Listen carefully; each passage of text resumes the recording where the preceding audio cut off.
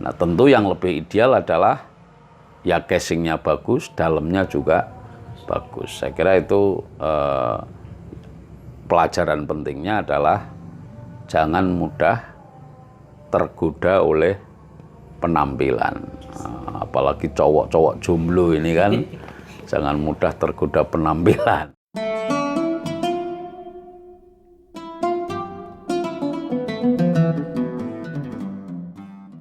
Ada satu kitab, salah satu kitab syarah hikam, judulnya Iqadul Himam fi Syarhil Hikam, karangan Al-Imam Ibnu Ajibah Al-Hasani.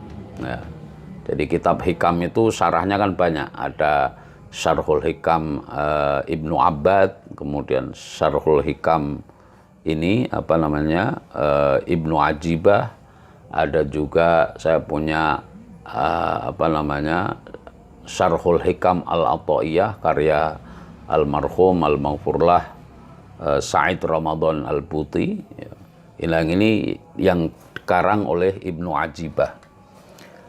Itu ketika beliau menjelaskan tentang soal khumul. Khumul itu khumul itu penampilan yang tidak suka menonjolkan diri, itu kan. Nah, itu ada, beliau mengutip satu hadis. Ya. Suatu saat Rasulullah Shallallahu Alaihi Wasallam sedang berduduk bersama seorang sahabat namanya Al-Aqra' bin Habis.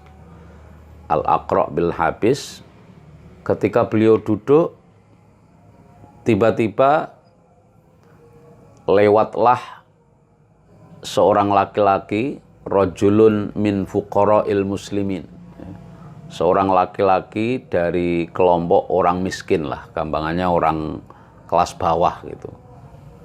Itu Nabi itu ngetes sama Aqra' bin Habis. Aqra' bin Habis ditanya, menurut sampean apa pendapat sampean tentang orang ini? Gitu kan. Aqra' bin Habis ternyata melihat penampilannya, komentarnya menarik. Dia, wah Rasulullah, kalau orang ini sih menurut saya ini orang fakir, ya bahasa Jawanya ya orang kere ini, orang melarat ini, orang kere ini. Itu paling dia kalau ngomong nggak ada yang mau dengar. Kalau dia ngelamar cewek, nggak akan ada yang mau menerima. Kalau dia istidzan, artinya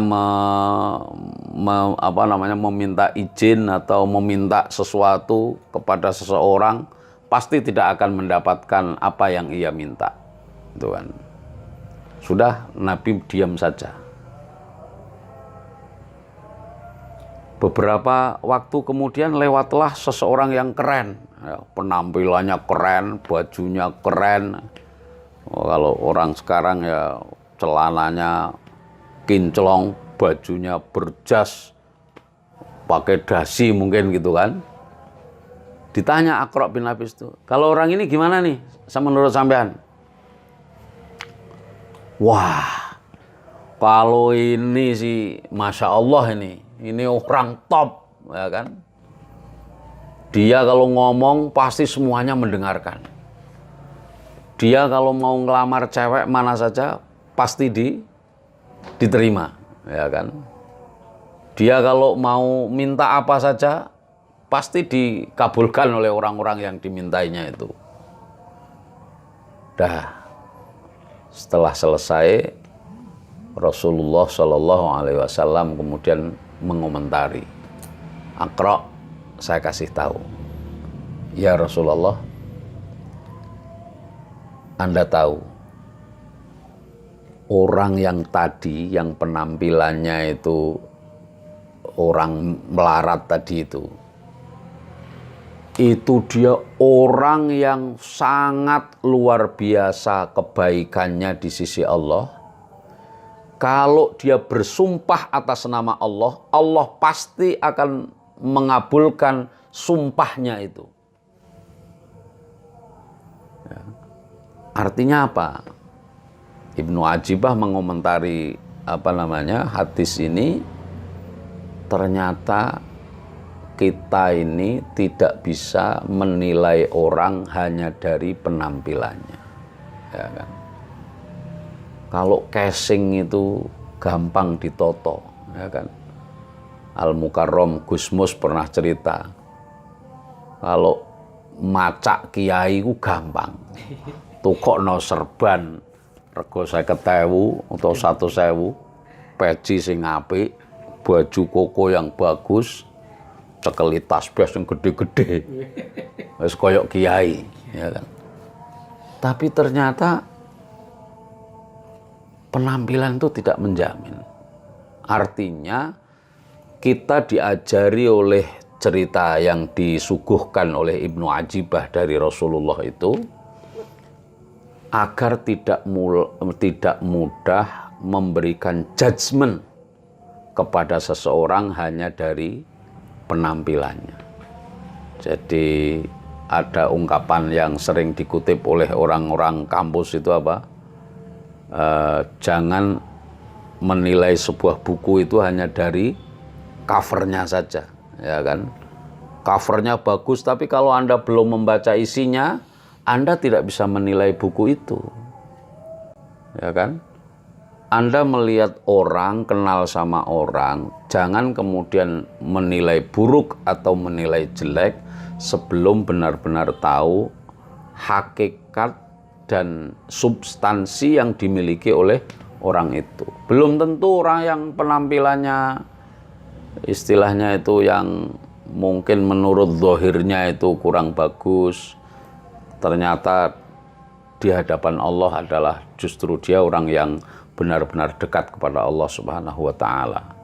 Ya, mungkin orang yang serbannya kopede tapi ternyata hatinya kita tidak tahu. Maka yang penting adalah tanamkan selalu husnudzon kepada orang. Paling aman adalah melakukan husnudzon. Kalau kita sudah suudzon, maka bisa jadi kemudian coro Jawane kita akan kecelik. Ya, kecelik itu ya ternyata keliru dan itu akan membuat penyesalan. Dan kita sudah berdosa melakukan suudzon kepada orang. Tentu para generasi muda NU ini harus memahami bahwa di dunia maya itu orang bisa berpenampilan apa saja. Wong syuting kayak begini ini kan bisa dibuat seperti drama, ya kan? Orang yang tidak bisa ngaji ya di syuting seperti orang bisa ngaji betul kan bisa. Begini ini ya kan?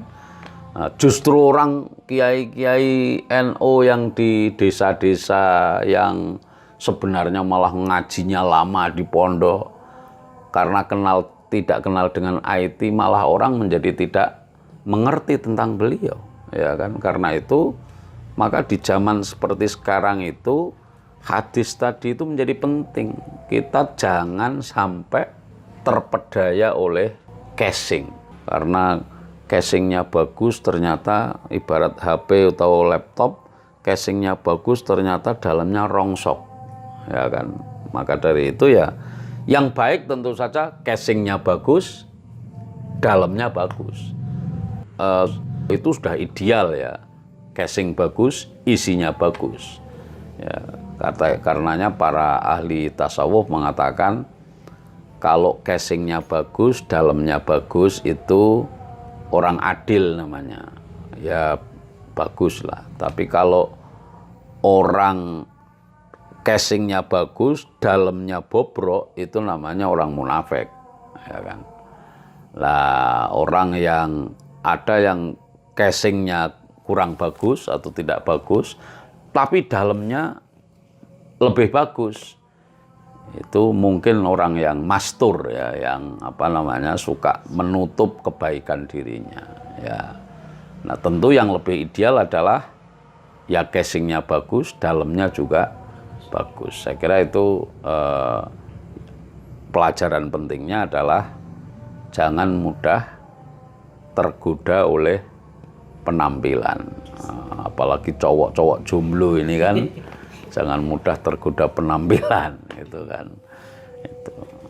Itu Itu saya kira salah satu pelajaran menarik ya dari apa yang disampaikan oleh Ibnu Ajibah tadi.